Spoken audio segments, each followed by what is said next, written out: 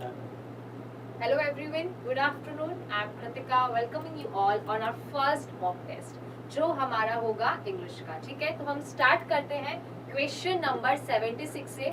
इसमें क्या होगा, कुछ हमारे क्वेश्चंस होंगे, हम इसको जो हमने पढ़े होंगे, हम जो प्रिपरेशन हमने की है उसी के साथ हम स्टार्ट करते हैं, थोड़ा खुद को टेस्ट करते हैं. Let's see how it goes. So let's start. देखिए पहला क्वेश्चन और द क्वेश्चन नंबर 76. इसके डायरेक्शंस क्या है पहले हम वो पढ़ लेते हैं. डायरेक्शन क्वेश्चन नंबर 76 टू 77, जो 76 से 77 तक के क्वेश्चंस हैं उनके लिए ही ये डायरेक्शन है. That in the following questions out of the 4 alternatives choose the one with which best expresses the meaning. हमें जो क्वेश्चन दिया रहेगा उसके जो हमें 4 ऑप्शन दिए गए हैं, अभी हमें बताना है कि बेस्ट मीनिंग मतलब जो प्रॉपर मीनिंग है उस वर्ड का आउट ऑफ 4 ऑल्टरनेटिव्स कौन सा जो ऑप्शन है सही उस चीज को एक्सप्रेस करता है. So let's start with the first question और question number 76, that is appraise. Appraise मतलब क्या होता है, हम इन शॉर्ट बात करें तो किसी चीज को जब हम इवेल्युएट करते हैं, जज करते हैं, राइट, वो क्या होता है, अप्रेज का मीनिंग होता है. To evaluate or we can also say to judge. ठीक है, तो अब हमारे पास यहाँ पे 4 ऑप्शन दिए गए हैं. हम देखते हैं इसका मीनिंग जो है प्रॉपरली कौन सा वर्ड है जो एक्सप्रेस करता है. सो पहला है अक्यूज. अक्यूज मतलब क्या होता है, किसी को अक्यूज करना फॉर अ क्राइम, राइट, कोई क्राइम के लिए किसी पर्टिकुलर इंडिविजुअल को अक्यूज करना. B praise. प्रेज मतलब तारीफ करना, अप्रिशिएट करना, किसी को पसंद करना, right. C appreciate. Appreciate is also similar to praise. Appreciate मतलब क्या होता है, किसी की हम तारीफ करते हैं, किसी के कुछ हमारे लिए, किसी के लिए भी कुछ हार्ड वर्क अगर कोई करता है, हम उस चीज की उसको सराहना देते हैं, अप्रिशिएशन देते हैं, राइट. अब नेक्स्ट है हमारा option number D, that is जज. Yes, hello, good afternoon. We are doing with the question and that is जज. अब जज जो है हमारा अप्रेज, राइट. अप्रेज का जो हमारा सिमिलर मीनिंग जो शो कर रहा है वर्ड, वो है ऑप्शन नंबर डी. सो हम क्या करेंगे, जज को यहाँ पे टिक कर देंगे. We will do that with the red marker so that you can easily see that. So क्या होगा, अप्रेज का हमारा आंसर होगा ऑप्शन नंबर डी. ठीक है, ये क्वेश्चन समझ आ गया. अब हम चलते हैं नेक्स्ट क्वेश्चन की तरफ. दैट इज बैरन. अब इसमें भी हमें सेम करना है एज डायरेक्शंस में दिया हुआ था फ्रॉम क्वेश्चन नंबर 76 टू 77. तो दोनों क्वेश्चन की जो डायरेक्शन है वो सेम है. बैरन का भी हमें क्या बताना है, सिमिलर मीनिंग क्या होता है. बैरन मतलब क्या, कोई चीज जिसमें एबिलिटी नहीं होती है प्रोडक्टिविटी की या किसी चीज को रिप्रोड्यूस करने की. ठीक है, तो something which lacks the ability to produce something, जो इनफर्टाइल होता है, दैट इज बैरन. बैरन मतलब टू नॉट हैव ability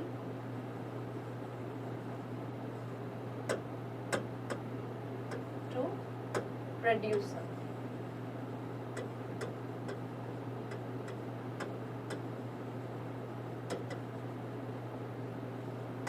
ठीक है, अभी इसका भी हमें सिमिलर मीनिंग देखना है.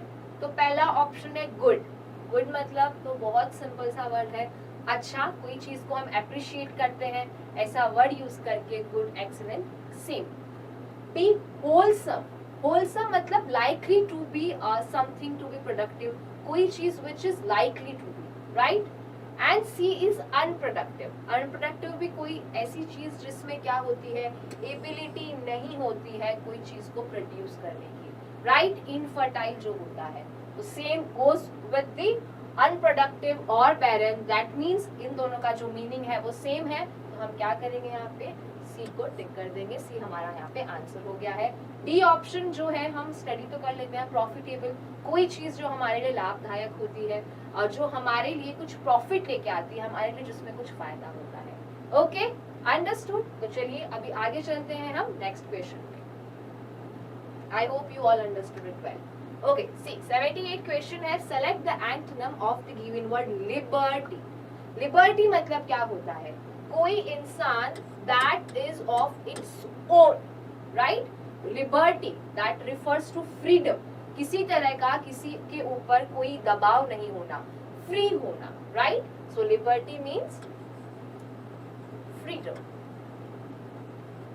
अब इसके भी हमारे पास 4 ऑप्शन है, सो लेट्स सी जो एग्जैक्ट अपोजिट है, एग्जैक्ट एंटोनिम है, वो कौन सा होता है, हम 4 ऑप्शन में से देखते हैं।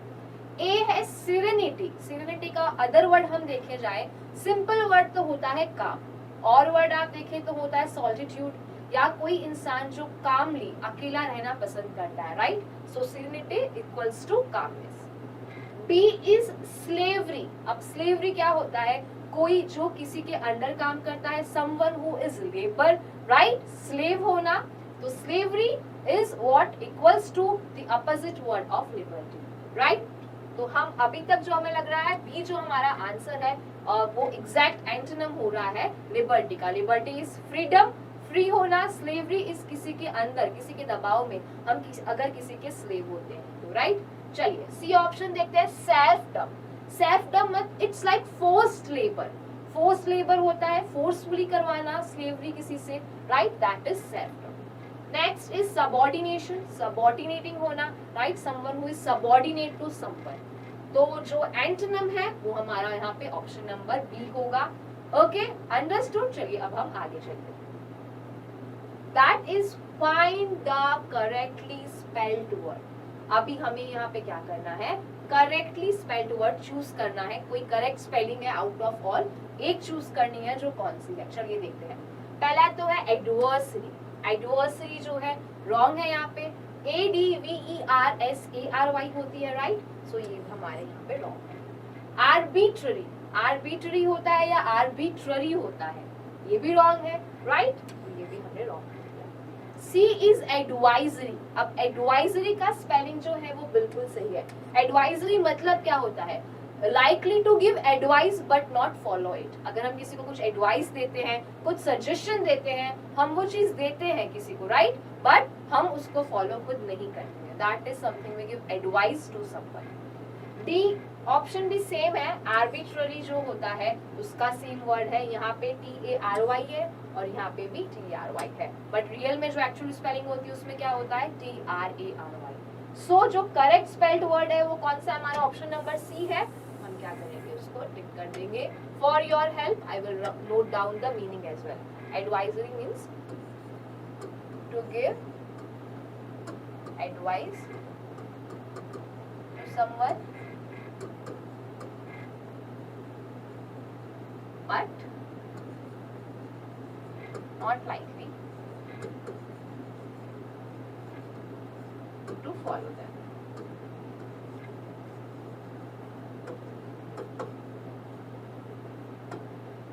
Done with the question number 79. चलिए अब हम क्वेश्चन नंबर 80 पर चलते हैं। Select the meaning of the given idiom. ठीक है, मीनिंग बताना है गिविंग इडियम का। क्या इडियम हमें दिया गया है? इडियम सबको पता है, it's a sort of taunt जिसे हम कह सकते हैं। एक तरह का टॉन्ट होता है, कई बार ये पॉजिटिव भी होता है, कई बार ये नेगेटिव भी होता है। मतलब आपकी कोई आपको प्रेज भी कर सकता है, अप्रिशिएट भी कर सकता है, कई बार वो शायद आपको उस सेम वर्ड से, सेम फ्रेज से हर्ट भी कर सकता है। हम कहते कुछ और है बट जो वर्ड्स का यूज हम करते हैं वो अलग होते हैं, बट हमारा कहने का जो मीनिंग होता है वो कुछ और होता है। That is what is idioms, right? बात को घुमा फिरा करके कहना, अलग वर्ड्स का यूज करके कहना, ये हो गया इडियम का मतलब। चलिए अब हमें यहाँ पे इडियम क्या दिया है हम वो देखते हैं। That is straw in the wind. क्या इडियम है? Straw in the wind. अगर इसका सिंपल मीनिंग हम देखें ना, तो कोई चीज जिसका इंडिकेशन होता है कि फ्यूचर में क्या होने वाला है या क्या होगा, उसका अगर हमें कोई इंडिकेशन मिल जाता है, कोई हिंट मिल जाता है, वो होता है नॉर्मल लैंग्वेज में जैसे हम कुछ मुहावरों को डिस्कस करते हैं, ये होता है वैसे वाला मीनिंग, ठीक है, जो हम नॉर्मल लैंग्वेज में अज्यूम करते हैं, डिस्कस करते हैं। अब प्रॉपर वर्ड्स में क्या फ्रेमिंग है वो उसके लिए हमें चारों ऑप्शंस देखने पड़ेंगे। तो चलिए हम ऑप्शंस देखते हैं। ए है अ लाइट वेट ऑब्जेक्ट, कोई हल्का जो वेट का ऑब्जेक्ट होता है। सो ये जो है इसका मीनिंग तो नहीं है स्ट्रॉ इन द विंड का, मतलब straw in the wind, straw is something very light और विंड इन द एयर। तो यहाँ पे हमें कंफ्यूज किया गया है ऐसा ऑल्टरनेटिव दे करके। बी है अ लकी चार्म, ठीक है, वो भी नहीं होता है। A game that kids play, अगर ऐसा होता तो ये ईडियम नहीं होता, a game that kids play, so C option भी हमारा आंसर नहीं होगा. Now let's see the D option, that is an indication of what might happen. That means एक तरह का इंडिकेशन होना, कोई हिंट मिलना कि क्या हो सकता है. तो एज आई डिस्कस्ड प्रीवियसली, हमने पहले डिस्कस किया भी था और आज भी क्या था, स्ट्रॉ इन द विंड, मतलब कि कोई इंडिकेशन होना कोई हैपनिंग का. तो वो जो एग्जैक्ट हमारा आंसर है वो ऑप्शन नंबर डी है. So what we will do, we will take the option number D, that is an indication of what might happen. Understood. चलिए आगे चलते हैं. क्वेश्चन नंबर 81 देखिए.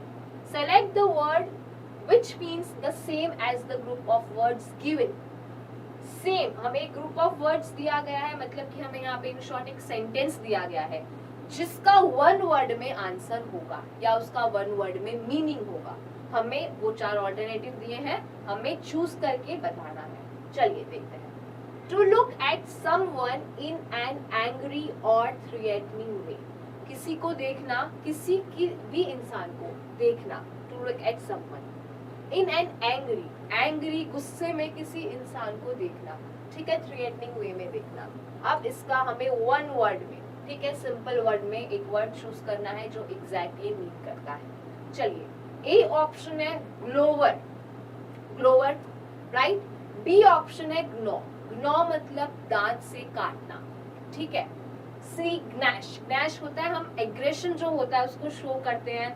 दोनों जो हमारे जो टीथ का जो पार्टीशन होता है, इजीली आपको एक्सप्लेन करूं तो जो टीथ के पार्टीशन को, दांत को पीस करके हम अपना एंगर जब शो करते हैं उसे इंग्लिश में ग्नैश कहते हैं. Next is grind, grind to cut into pieces, right. So the right option that means the same as what is given in the question is the option number 8, that is glower. तो हम क्या करेंगे यहाँ पे, A option को टिक करेंगे. ठीक है, समझ आ गया. नौ का मतलब समझ आ गया, दांत से किसी चीज को काटना. ग्नैश मतलब दांत पीसना गुस्से में.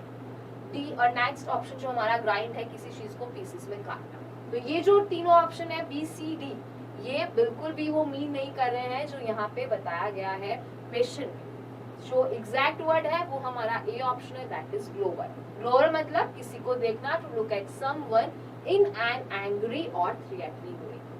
अंडरस्टूड. चलिए आगे चलते हैं हम नेक्स्ट क्वेश्चन पे. क्वेश्चन नंबर 8 देखिए, इसकी डायरेक्शंस को पहले हम रीड कर लेते हैं. In the following passage some words have been deleted. इस पैसेज में कुछ वर्ड्स हैं जो डिलीट किए गए हैं, right. And fill in the blanks with the help of the alternatives given.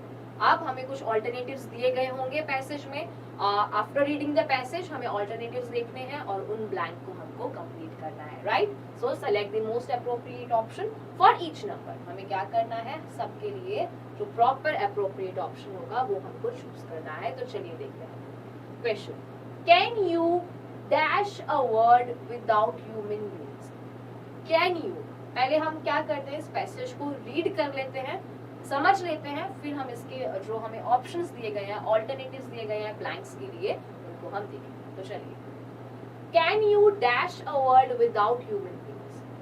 Who but humans dash have utilized the resources and created a dash and cultural environment. The people living in a country are important to dash the economy and the society. They dash are the greatest resource. So it starts with can you dash a word, मतलब क्या तुम कर सकते हो इस world को dash without human beings, बिना इंसानों के. तो 4 ऑल्टरनेटिव है.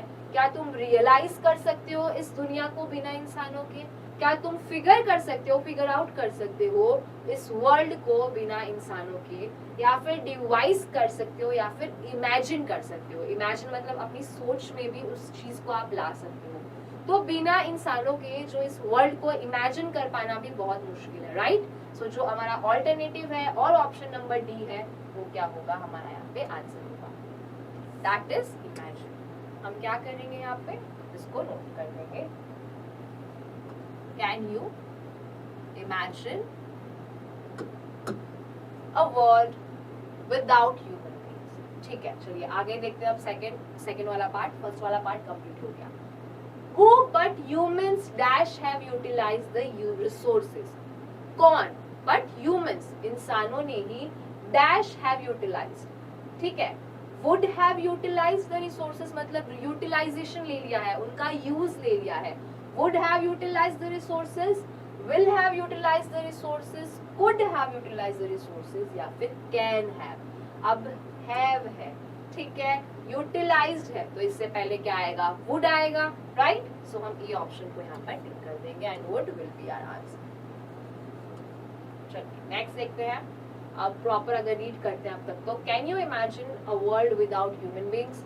Who but humans would have utilized the resources and created a dash and cultural environment. Cultural और कौन सा एनवायरनमेंट क्रिएट करते हैं? कम्युनल, सोशल, जनरल या फैमिली? सोशल और कल्चरल एनवायरनमेंट क्रिएट करते हैं, right? So our answer will be option number D, that is social. ठीक है, the people living in a country are important to dash the economy. जो लोग रहते हैं कंट्री में, आर इम्पोर्टेंट टू, वो इम्पोर्टेंट है, वो जरूरी है, right? Dash the economy and the society. किस लिए? इवॉल्व करने के लिए, सोसाइटी को डेवलप करने के लिए, मैच्योर करने के लिए या इस्टेब्लिश करने के लिए। जो लोग उस कंट्री में रहते हैं वो किस लिए जरूरी होते हैं? डेवलपमेंट के लिए जरूरी होते हैं, right? So our answer will be option number B, that is to develop economy and society. Economy को भी डेवलप करना है और सोसाइटी को भी डेवलप करना है। कौन कर सकता है इन दोनों चीजों को डेवलप? ह्यूमन ही कर सकता है, राइट? चलिए, they dash are the greatest resource. जो इंसान है वो खुद ही एक ग्रेटेस्ट रिसोर्स है, वो खुद एक जरूरी रिसोर्स है। तो इट सेल्फ लगता है क्या? दे आ गया तो, या देम सेल्व्स आएगा, या योर सेल्व्स आएगा, या आर सेल्व्स आएगा। अब यहाँ पे जब दे आ गया है तो उसके साथ क्या आएगा? देम सेल्व्स ही आएगा। दे देम सेल्व्स, वो खुद ही क्या है? खुद में बहुत बड़े रिसोर्स है।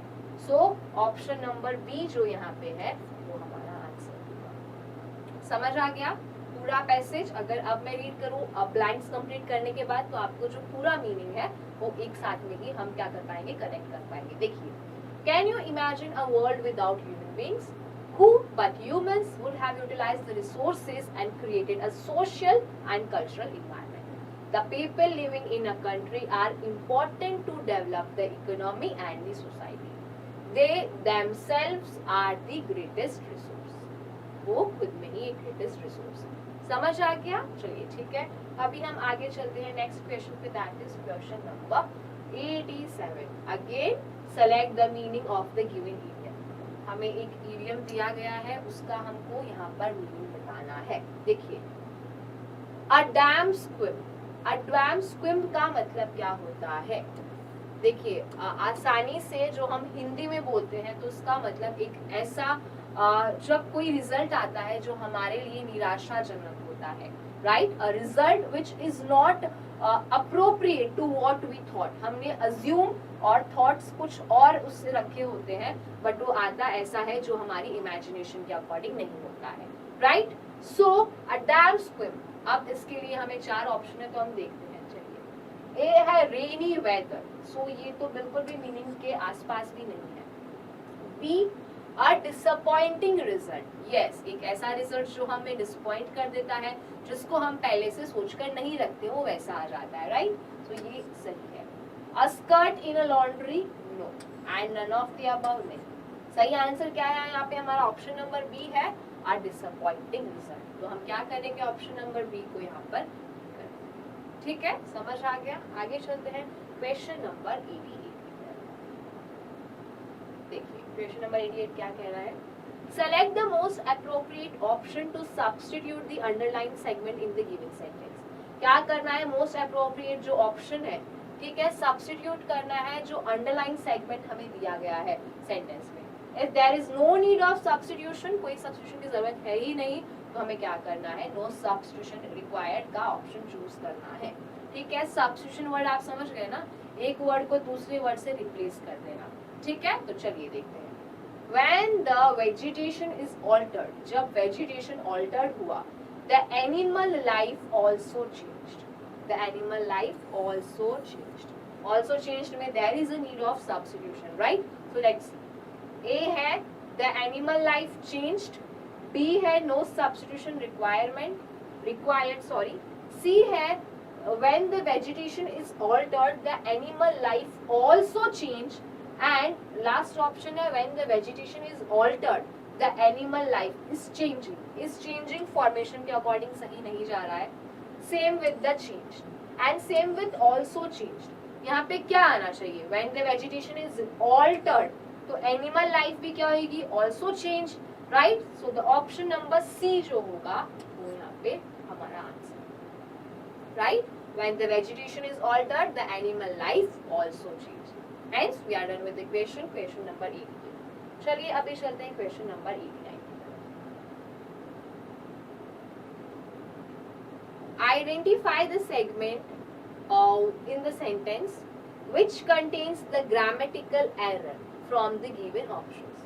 अब हमें क्या है, यहाँ पे एक सेंटेंस दिया गया है, ये पूरा इसका कुछ सेगमेंट होगा जो हमें ऑप्शन में दिया गया होगा, उस सेगमेंट में एरर होगा, हमें आइडेंटिफाई करना है और समझना है कौन से तरह का एरर है और उसको हम कैसे चेंज कर सकते हैं. तो चलिए देखते हैं.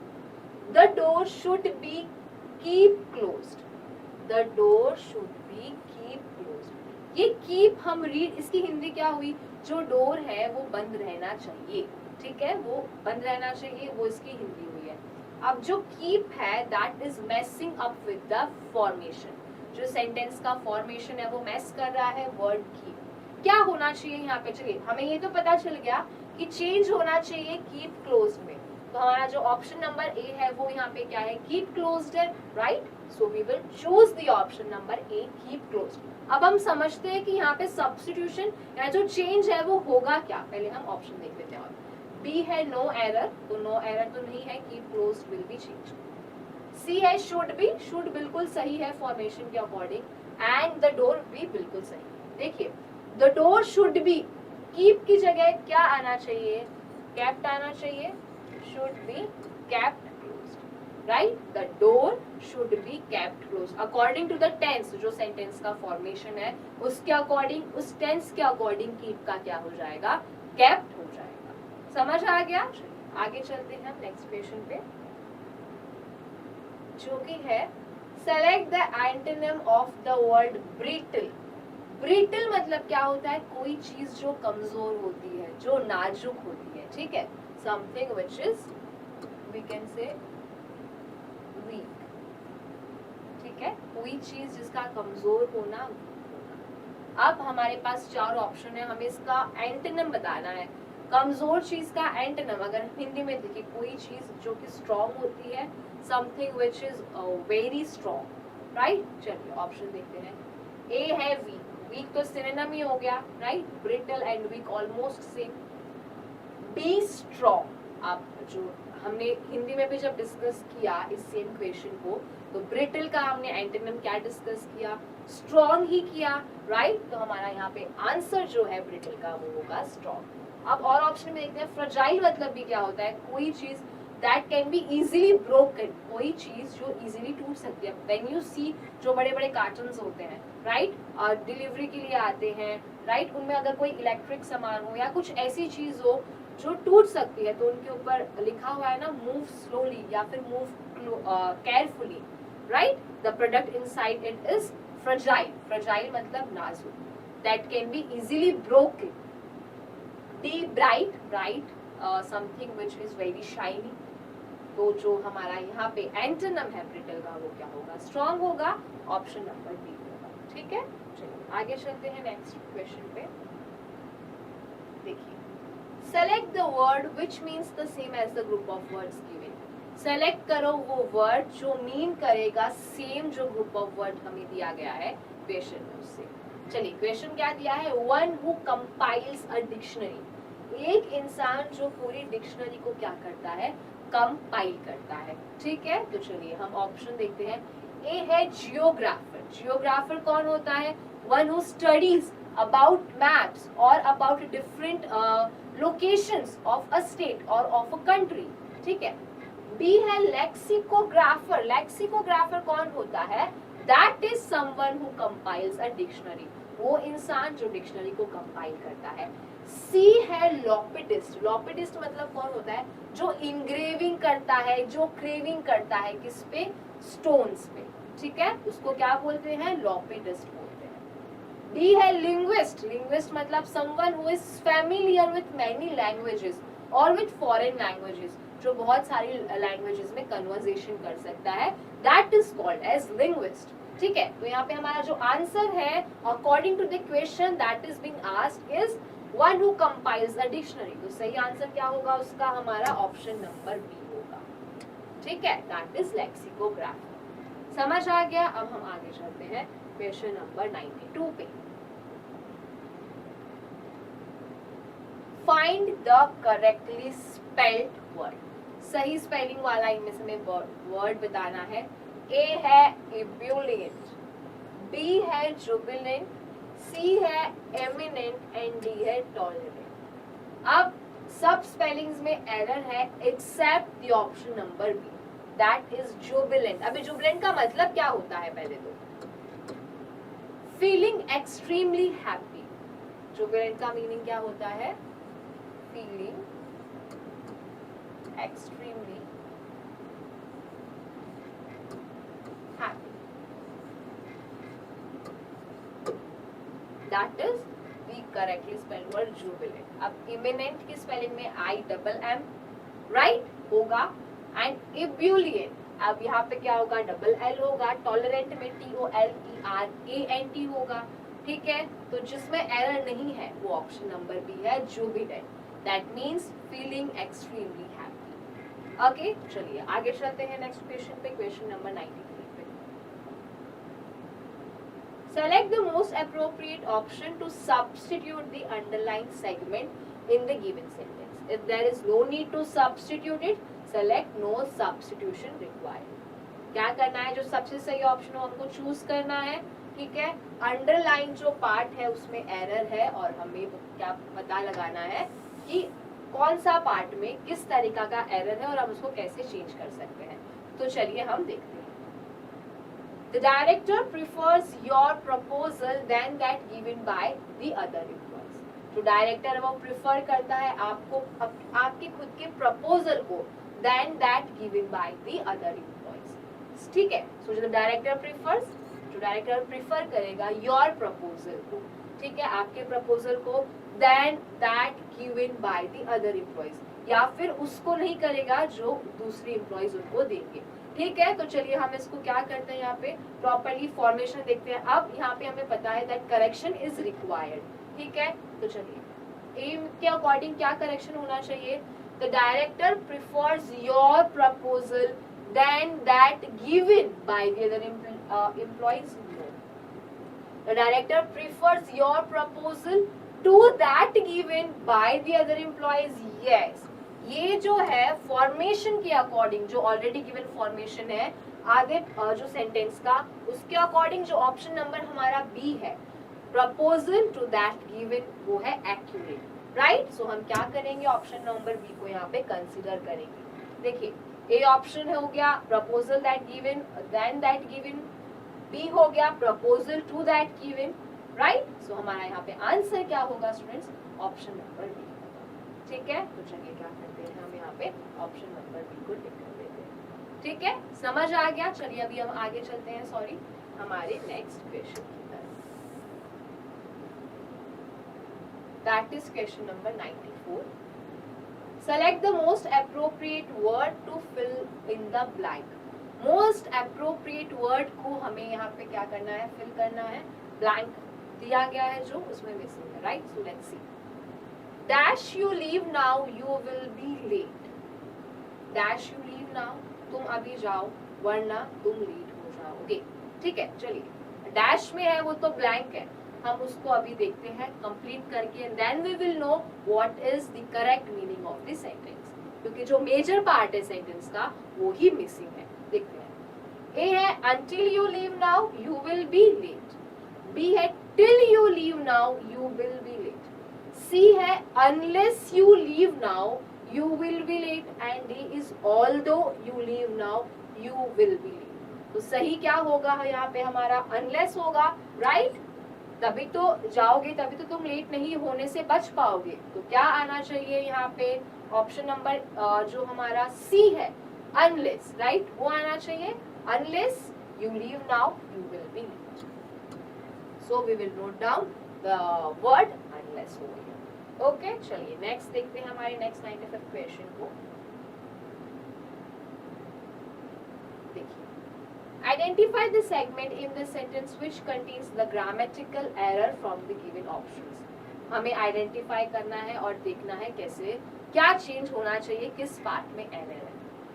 If the majority of the individuals in the state, जो मेजॉरिटी होगी, जो ज्यादा मेजॉरिटी, ज्यादा नंबर होगा इंडिविजुअल का एक स्टेट में, प्रॉस्पर, वो प्रॉस्पर करेगा, the state itself would prosper. तो फिर जो स्टेट भी है वो खुद में प्रॉस्पर करेगा.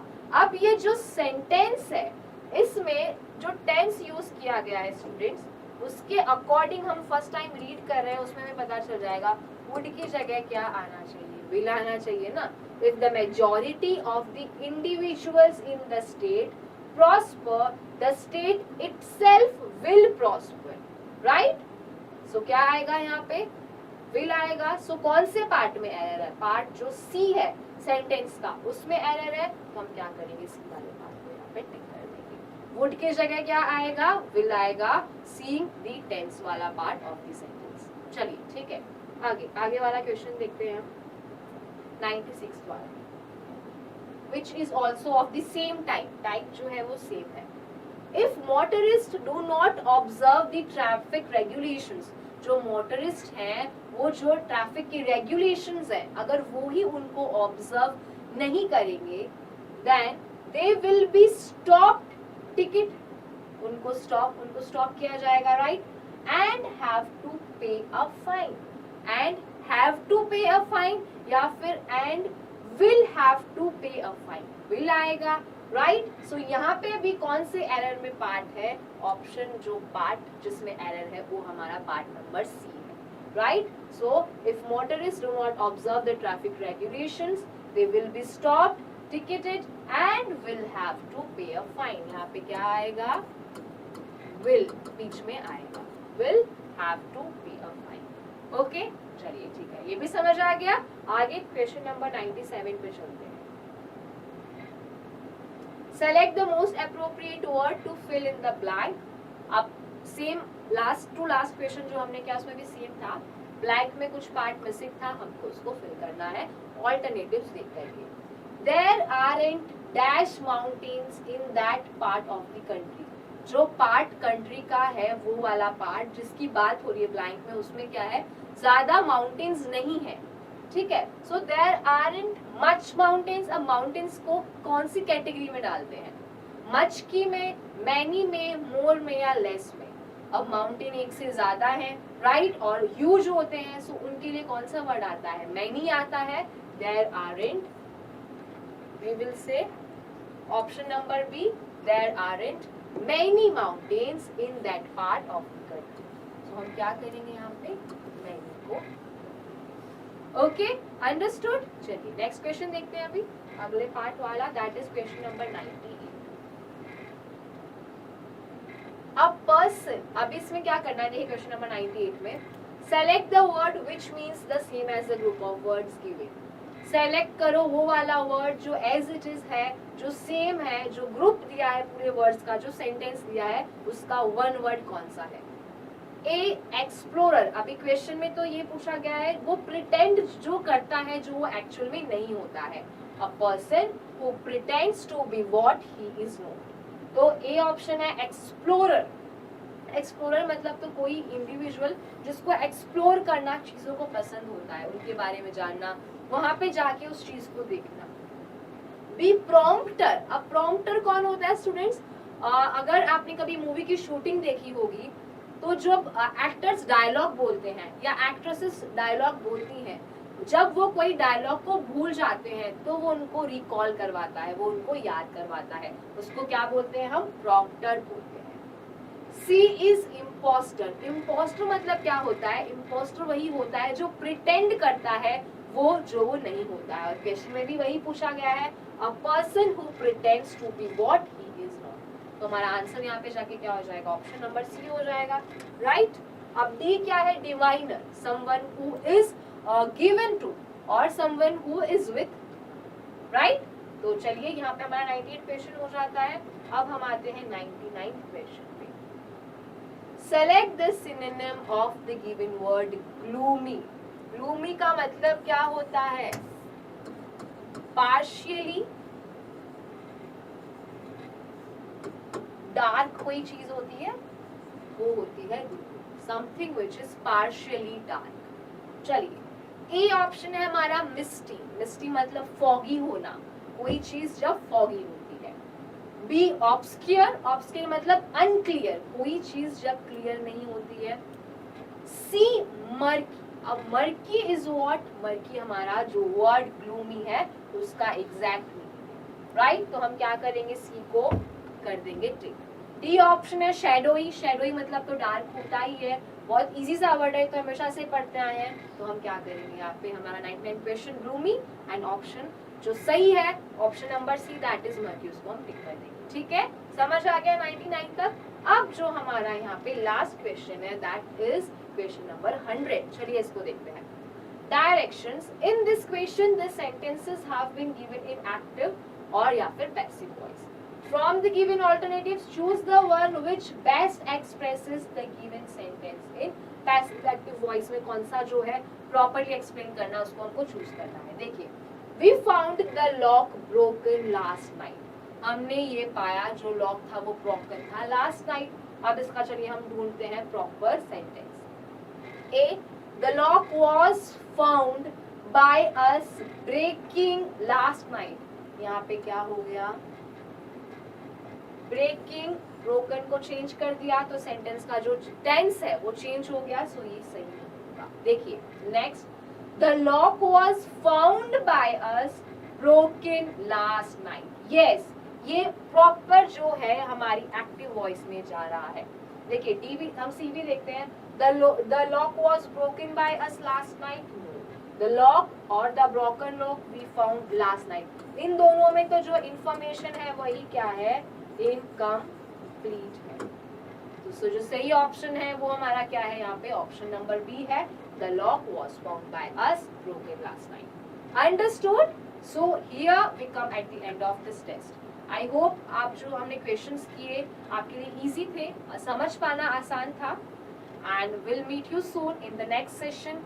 Bye everyone, take care, thank you so much.